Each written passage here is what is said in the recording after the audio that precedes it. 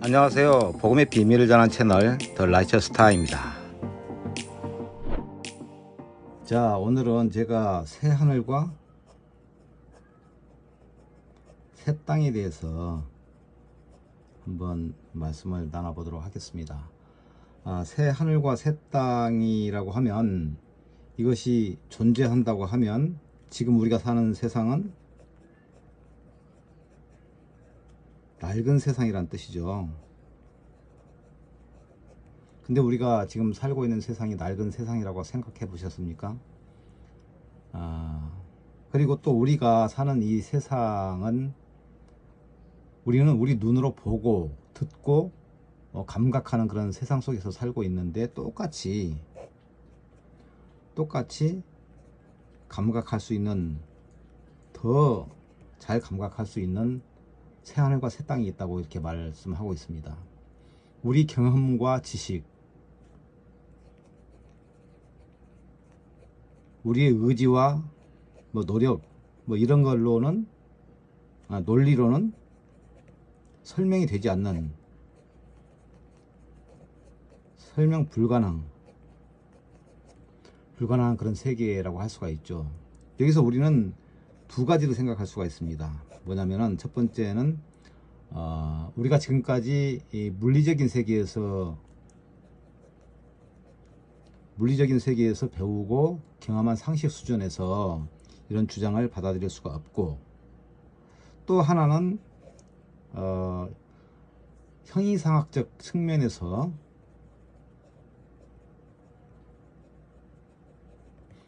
볼 때 초월적 부분이라고 얘기를 하죠. 초월적 부분에 대해서 인정하고 받아들이는 것일 것입니다. 주장이라고 하는 것은 논리가 뒷받침이 돼야 되고, 논리는 근거가 있어야 됩니다. 그죠? 그런 측면에서 볼 때 이 형이상학 여기는 논리가 좀 불분명하고 근거가 빈약합니다. 그죠? 우리가 생각할 때 그렇다는 얘기입니다. 물론 근거가 전혀 없는 것은 아닙니다. 왜냐하면 물질 세계에서도 보이지 않는 그런 영적인 현상이 나타나고, 또 성경에서 볼 때는 이런 것들이 다양하게 이제 표적으로도 나타나고, 기적, 기사와 이적이라고도 하죠. 이런 것들로 나타나지만, 사람들은 이런 것들을 성경 기록이기 때문에 단지 그저 성경 기록일 뿐이라고 축소, 제한을 해버리죠.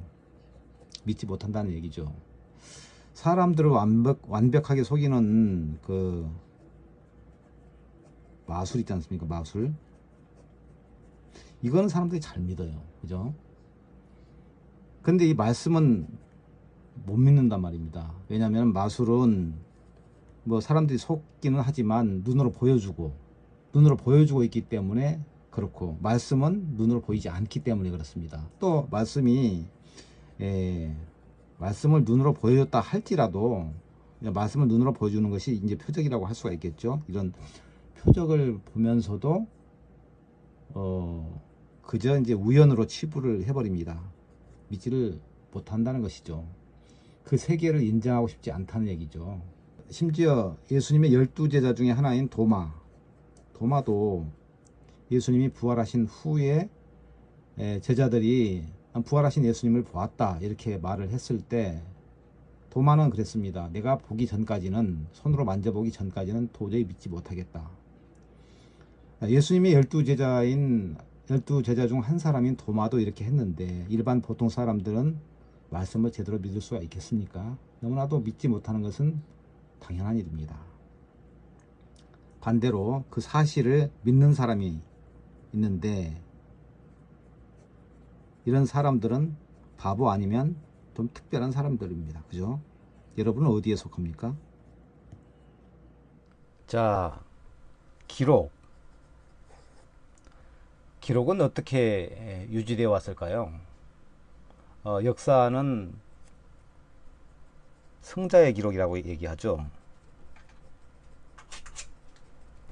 승자의 기록이라고 누군가가 말을 했는데, 하지만 그 일어나지 않는 일을 마치 일어난 것과 같이 남길 수는 없습니다. 그것은 전설이나 허구이기 때문이죠. 허구는 언젠가는 반드시 드러납니다. 그죠?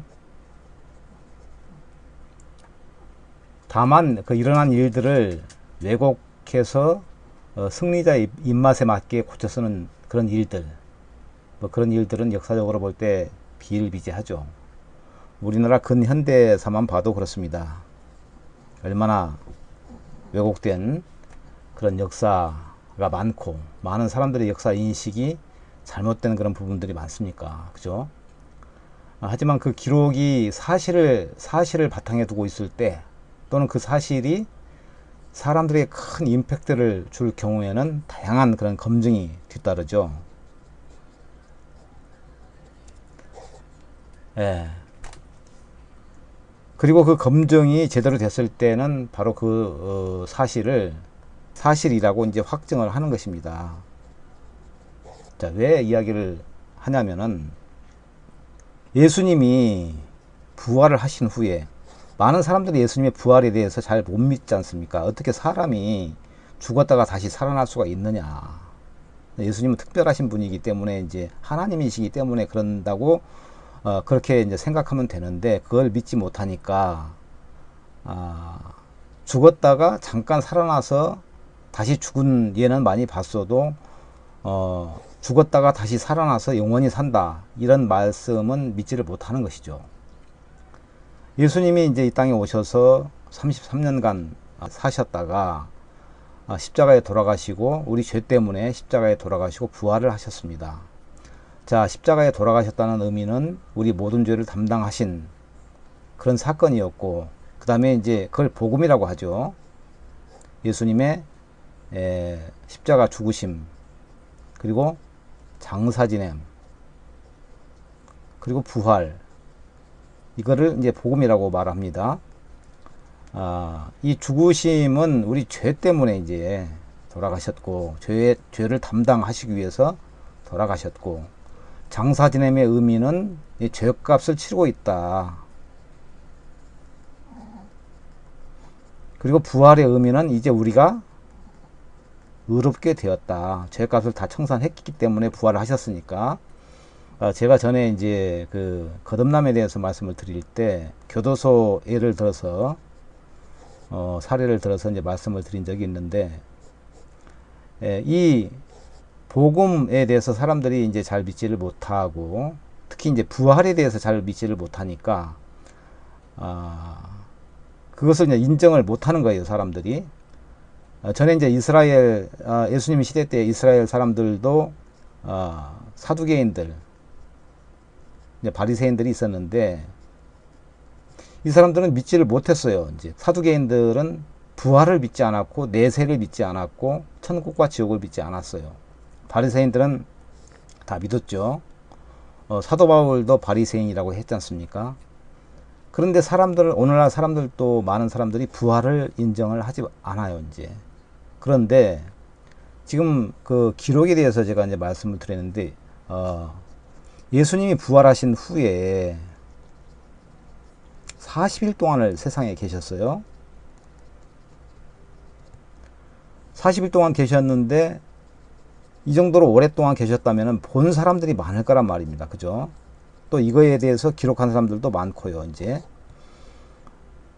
그러면은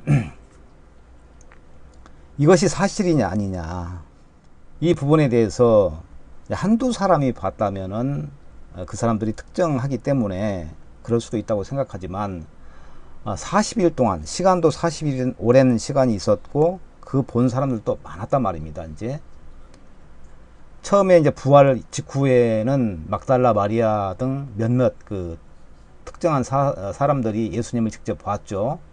근데 이제 사도행전 1장의 기록을 보면은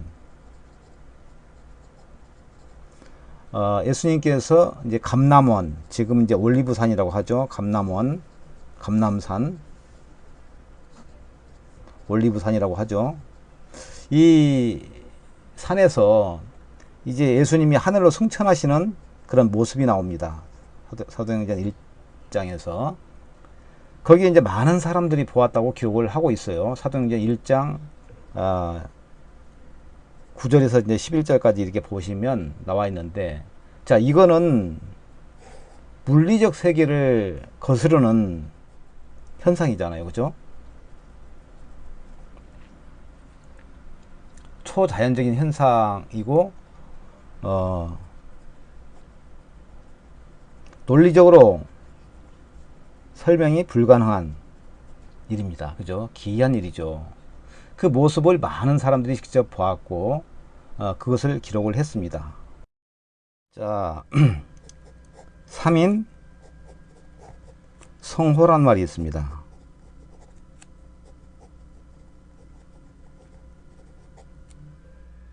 세 사람이 이 저잣거리 시장 바닥에 가서 호랑이가 나왔다고 주장을 하면, 서로 짜고 주장을 하면 사람들은 뭐 근거 없는 말이지만 고지고대로 믿는다라는 그런 뜻입니다. 자, 예수님의 승천, 이 모습을 많은 사람들이 보았다고 얘기를 했죠. 또 그 이전에 부활 이후 40일 동안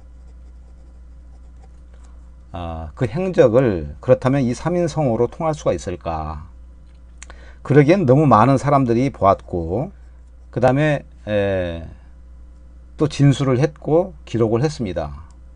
그것이 아니라면 그 많은 사람들의 주장이 허구였다든지 아니면은 잘못됐다는 것을 증명해야 합니다. 물론 당시에는 지금처럼 이제 카메라가 있었다면은 아주 당연하게 증거를 제시할 수 있었겠지만, 그것이 없는 시대였고, 대신 가장 기초적인 방법인 글과 그림, 그리고 회화로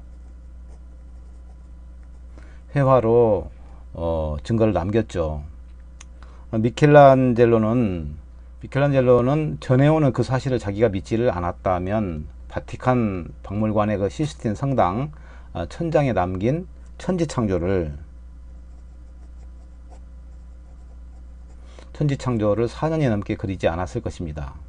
창세기 그 초반에 기록된 인간의 창조부터 노아 홍수까지 9장면을 일반 유화가 아닌, 또 수채화가 아닌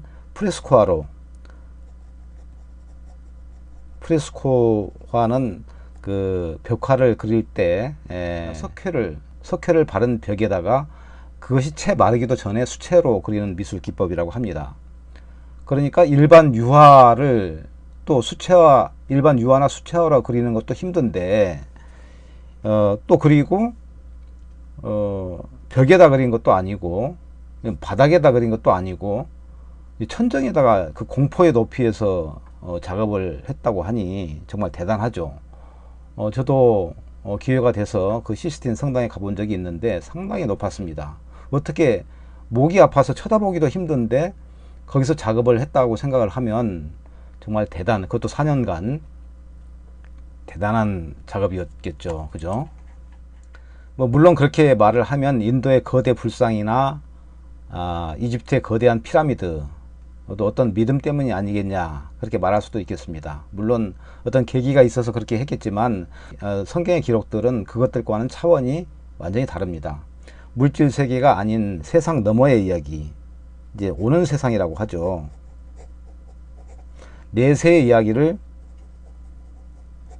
다루고 있기 때문입니다. 그죠? 우리는 그것을 이제 사후라고도 하고, 신후사, 몸 이후의 일, 이렇게도 말하죠. 자, 기록이라고 하는 것은 세기를 넘어서 보존이 되어 와서 지금 우리에게까지 왔습니다. 우리가 역사적 사실을 믿는 것도 우리는 그때 그 시절을 살지 않았기 때문에 기록에 의존하고 그 기록의 어떤 신뢰성을 믿고 그런 과거가 있었구나라고 생각을 하죠. 왜냐면은 우리가 일기를 쓰는 것도 그렇고 정말 우리가 삶을 기록하는 그런 것들이 우리 후세에 남겨진다면 우리 후손들이 우리를 바라볼 때 우리 선조들이 이렇게 살아왔구나 라고 생각하고 그 삶을 본받기도 하고 어떤 그 삶을 통해서 이제 또 새롭게 인생을 살아가는 계기가 되지 않습니까? 물론 그 기록한 과정을 보면 승자의 뭐 기록이라고도 하는데 왜곡된 역사도 숱하게 많을 것입니다. 그 많은 세월을 넘어서 숱한 그 질곡의 역사를 품고 있는 이 성경, 이 성경은 이제는 전 세계인들이 가장 많이 읽는 그런 책이 되었습니다. 베스트셀러라고 그러죠. 뭐 그것을 믿지 않는 사람들도 죽음 앞에 설 때 영원을 사모하는 마음이 있어서 자신의 영혼이 좋은 곳으로 가기를 바라는 마음은 누구든지 갖고 있습니다. 인간의 영혼 자체가 바로 하나님으로부터 왔다고 성경이 언급하고 있기 때문입니다. 즉 아무리 믿음이 없어도 이 세상이 아닌 더 나은 본향, 히브리서 11장에 보면 그 말씀이 기록되어 있죠. 이 세상이 아닌 더 나은 본향을 찾는 마음은 모든 인간에게 다 있다고 합니다. 자, 우리가 무엇을, 어디를 바라봐야 할까요?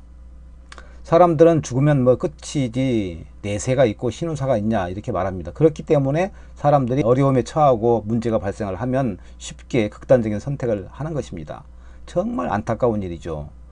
너머의 세상을 모르기 때문에 그렇게 내가 목숨을 끊게 되면 극단적인 선택을 하게 되면 편할 걸로 그 지옥이 있다는 사실을 모르기 때문에 그런 일을 하는 것입니다. 물론 뭐 내세에 대해서 직접 보여달라, 증명해봐라 이렇게 하는 것은 힘듭니다. 하지만 우리가 우리 정신세계 또 자연현상 이런 것을 통해서 우주와 자연 이런 것들을 통해서 간접 증명은 얼마든지 할 수가 있습니다. 우주와 지구의 운행, 인간의 탄생, 몸의 구조, 또 우리가 봤을 때 정말 잘 보이지도 않는 것들이 날아다니잖아요. 짧다고 뭐 이런 것들이 얼마나 작습니까? 근데 얼마나 비행을 잘합니까? 보잘것없는 작은 곤충, 풀, 이 하나라도 얼마든지 그 나라를, 하늘나라를 말할 수가 있는데, 하나님의 능력과 지혜를 말할 수가 있는데, 사람들은 그 신묘 막측한 세계를 깊이 알려고 하지 않습니다. 왜? 바쁘게 살고 있기 때문이죠. 사실 믿음이라는 것이 그 작은 일들을 관찰을 해가면서 그 기이함에서부터 또 다른 세계가 있다는 것을 추측하고 받아들이는 것을 말하죠. 정말 이러한 세계가 다 있구나, 참 기이하구나, 놀랍구나. 우리 사람의 어떤 머리로, 지혜로 이해가 되지 않고, 이것은 분명히 지으신 분이 따로 있다는 것을 우리가 인정할 수밖에 없는 그런 일들이 얼마나 이 세상에는 많습니까? 사람들이 이런 사실들을 믿지 않기 때문에 성경은 전도라는 그런 어리석은 방법으로 하나님의 세계를 말하고 있는 것입니다.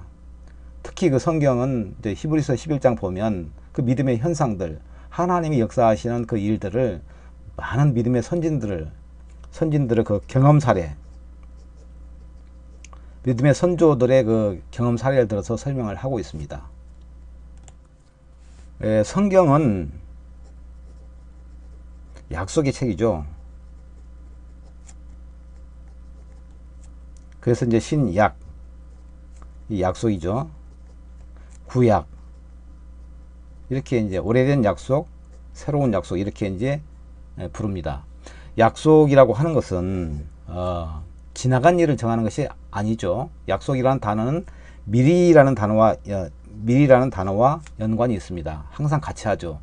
누군가 약속을 하려면 미리 어디에서 만나기로 정하는 것이지 뭐 이미 지나간 일을 정하는 것은 아닙니다. 또 혼자서는 할 수가 없는 일이죠. 약속은 둘 이상이 해야 약속이라고 할 수가 있습니다. 자, 이 성경에서 약속은 약속의 책이라고 했지 않습니까? 근데 이 약속은 주체는 하나님이십니다. 그죠? 하나님이 약속을 하셨어요. 어떻게 하시겠다고 약속을 하셨습니다. 하나님은 성경에 보면 거짓말을 하실 수 없는 분, 이렇게 묘사를 하고 있습니다. 말씀을 하고 있어요.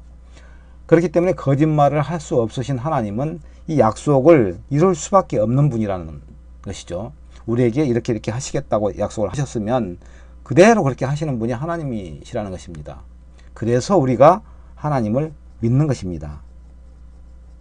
만약에 사람을 우리가 이제 믿음직한 사람이 있어서 그 사람을 믿는다고 한다면 뭐 믿을 수 있죠. 근데 그 사람이 넘어지면 그 약속도 다 넘어지는 것입니다. 근데 하나님은 그런 분이 아니시고 전능하신 분이기 때문에 우리가 하나님을 믿는 것입니다. 그 약속의 이야기가 바로 1800여 페이지에 이르는 창세기부터 요한계시록까지 다 기록이 되어 있습니다. 약속의 주체가 앞에서 이야기한 대로 신실하지 못하거나 거짓말을 일삼는 사람이라면 그 약속은 쉽게 파기가 될 수가 있습니다.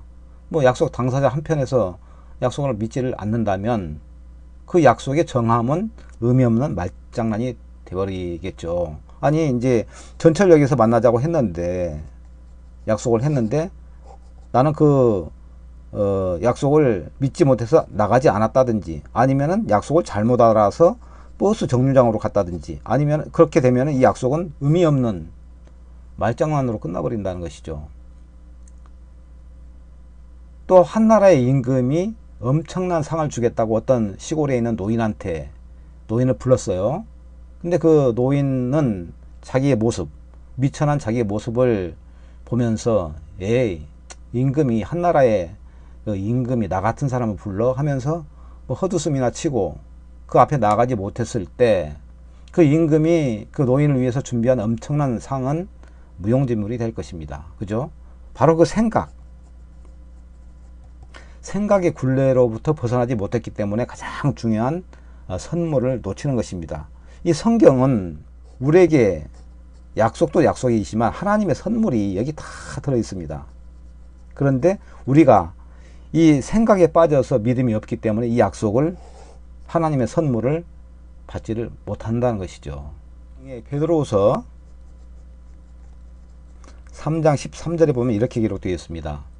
우리는 그 약속대로 의에 거하는 바 새 하늘과 새 땅을 바라보도다. 이렇게 이제 기록되어 있습니다. 자, 이 말씀을 보면 이 말씀은 약속을 앞에서 말씀드린 약속을 믿는 사람들의 믿음이고 간증입니다. 이 약속을 믿는 자는 약속에 참여하는 자입니다. 이런 약속이 있는데도 믿지 못하는 사람들은 앞에 있는 그 시골 노인과 다를 바가 하나도 없습니다. 마태복음 제가 앞에 이제 영상에서 한번 다뤘는데요. 마태복음 22장 임금님의 혼인잔치 이를 보면 천국은 마치 자기 아들을 위하여 혼인잔치를 베푼 어떤 임금과 같으니 라고 시작하는 천국에 대한 예수님의 비유가 바로 마태복음 22장에 기록되어 있습니다. 그런데 종들이 길거리에 가서 사람들을 모으는데 사람들은 별로 관심도 없고 자기 밭으로 가고 자기 상업차로 가고 또 오히려 그 종들을 능욕하고 죽여버렸죠. 임금은 노해서 그들을 진멸을 하고 다시 사람들을 모으는데 악한 자나 선한 자나 다 불러 모았습니다. 그런데 많은 사람들을 초청하고 보니까 거기에는 예복을 입지 않는 한 사람이 있었습니다. 임금님은 그를 보고 왜 예복을 입지 않았냐고 그렇게 이제 물었고, 저가 이제 뭐 이비수도 말을 못했죠. 유구무원이어서 임금은 사람을 시켜서 그 사람의 수족을 결박하고 밖으로 내쫓아 버렸습니다. 그렇게 기록하고 있죠. 자, 혼인잔치에 가지 않는 것도 문제지만 예복을 입지 않았다 하는 것은 바로 잔치에 참여할 자격이 없다, 그런 뜻입니다. 왜 임금은 뜬금없이 다 오라고 초청을 해놓고 예복을 문제 삼았을까요? 바로 그것은 의의 옷입니다. 자, 의의 옷이라고 하는 것은 우리가 죄 사함을 받아야 받을 수 있는 것을 의라고 하죠. 사람이 마음으로 믿어 의에 이르고 이런 말씀이 있지 않습니까? 의에 이르고. 로마서 10장 10절에 보면 이렇게 나와 있죠. 사람이 마음으로 믿어 의에 이르고 입으로 시인하여 구원에 이르느니라. 바로 의에 이른 사람만이 갈 수 있는 곳이 바로 하나님의 나라, 의로운 사람만이, 의인만이 갈 수 있는 곳이 바로 하나님의 나라라는 것입니다. 그래서 이 예복을 입지 않았다는 것은 바로 의의 옷을 입지 않았기 때문에 천국에 하늘나라에 갈 자격이 없다는 것을 의미합니다. 자, 의의 옷은, 이 의의 옷은 이미 우리 앞에 놓여 있습니다. 예수님이 더러운 우리 옷 대신에 당신의 피의 대가로 양털처럼 희고 고운 옷을 마련해 놓으셨습니다.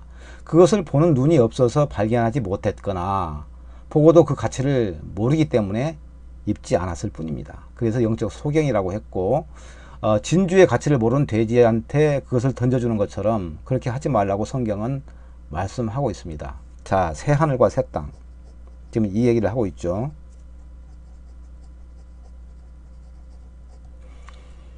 사도 바울도 셋째 하늘이라고 한 그것을 보았다고 고린도후서 12장에 기록을 하고 있습니다. 하지만 이 새 하늘과 새 땅, 사도 바울이 본 그 낙원, 그것을 사람의 어떤 그 필설로 인간의 언어로 도저히 설명을 할 수가 없어서 또 사람들이 헛소리라고 할까 싶어서 14년 동안이나 혼자서만 알고 있었죠. 함구를 했죠. 그만큼 그 세계를 설명한다는 것이 참 기가 막힌 일이었습니다. 사람이 가히 이르지 못할 말,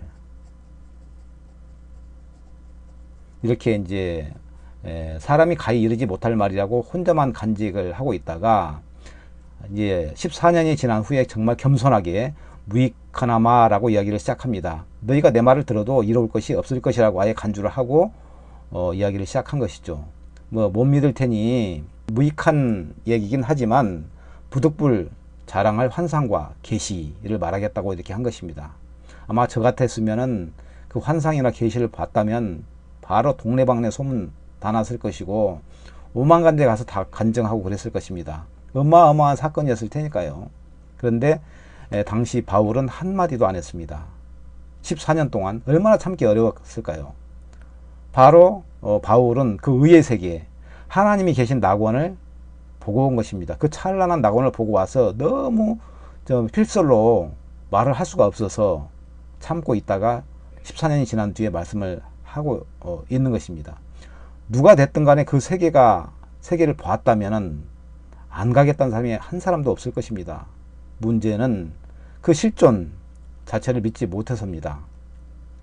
지금까지 우리가 살아온 물질 세계에서 살아온 그런 경험, 지식으로 볼 때 그런 세계가 없다고 생각을 하기 때문에 눈앞에 놓여 있는 의의 옷을 입지 못하는 것입니다. 정말 불쌍한 사람들입니다. 그죠? 자, 좋은 아파트,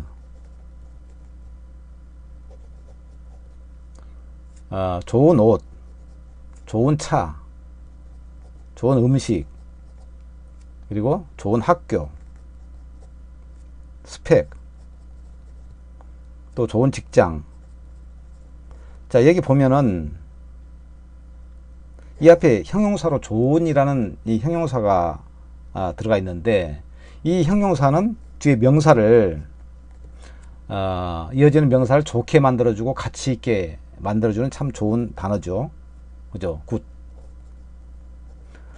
좋은 단어인데, 그런데 이런 것들은 다 우리 물질 세계에서 우리가 가장 원하는 그런 것들입니다. 자, 여기에다가 하나만 덧붙여 보면, 자, 바로 더입니다.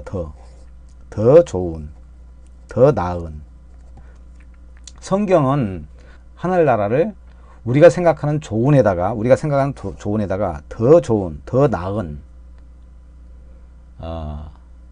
세계라고 성경은 말씀을 하고 있습니다. 자, 우리가 태어난 것이 고향인데 우리는 고향을 생각할수록 그런 가고 싶다는 생각을 많이 하죠. 이산 가족들 보면은 바로 눈앞에 고향을 두고도 가지 못하는 그런 사람들, 눈물을 흘리면서 이렇게 그쪽을 바라보면서 제사 지내는 사람들. 죽음이 가까워 오면 누구든지 사람들이 고향으로 가고 싶어 합니다. 고향에 묻히고 싶어 합니다. 그런데 성경은 하늘나라를 더 좋은 본향, 더 나은 본향이라고 이렇게 설명을 하고 있습니다. 고향이 아닌 본향이라고 이렇게 말씀하죠. 본향은 뭡니까? 본래 우리의 고향이라, 본래. 본래 내 고향이다. 우리의 고향이다. 이 뜻입니다. 하늘나라가. 즉 우리의 본래 고향이 하늘나라라는 것입니다. 성경을 보면 저희가 이제는 더 나은 본향을 사모하니 곧 하늘에 있는 것이라.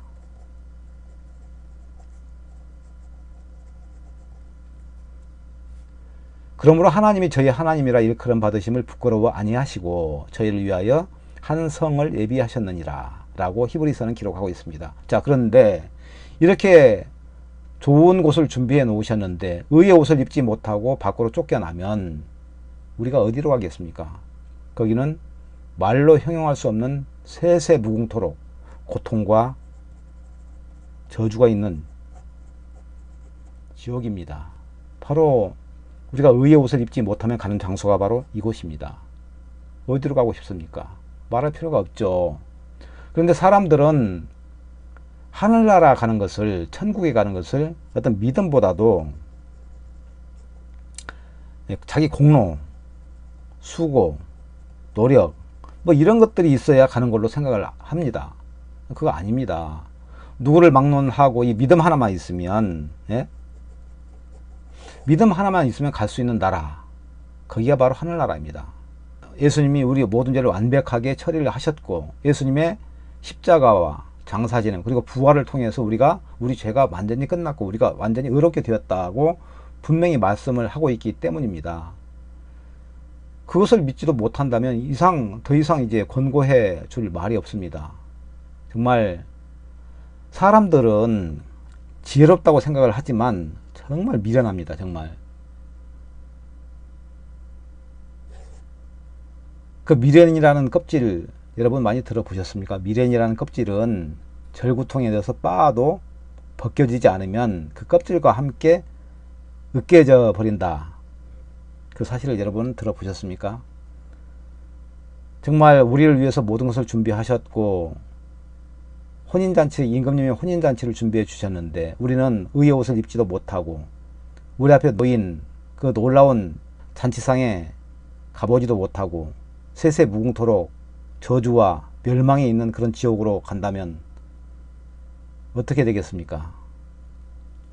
정말 새 하늘과 새 땅이 우리 눈앞에 있고 우리는 그 약속대로 의에 거하는 바 새 하늘과 새 땅을 바라보도다. 얼마나 소망 있는 말씀입니까? 이제 이 말씀대로 약속대로 그 의에 거하는 바 새 하늘과 새 땅을 들어가려면 죄 사함을 받아야 되고 의롭게 되어야 되고 의인이 되어야 되는데 수많은 사람들이 아직도 말씀을 믿는다고 하면서도 여전히 죄에 머물러 있고 죄인으로 있으면서 또 하늘나라를 갈 수 있다는 그런 착각을 하고 있는 사람들이 수없이 많습니다. 이제 우리는 우리 생각을 버리고 이 약속의 말씀을 그대로 믿고 예수님이 이미 다 이루어 놓으신, 다 이루었다 이렇게 말씀하시지 않았습니까? 다 이루어 놓으신 이 복음을 그대로 믿을 때 하나님의 약속대로 우리에게 주신 약속대로 우리는 새 하늘과 새 땅을 들어갈 수 있는 자격을 얻고 하나님과 함께 사는 영원한 세계에서 함께 사는 그런 축복을 얻을 것이라 생각합니다. 감사합니다.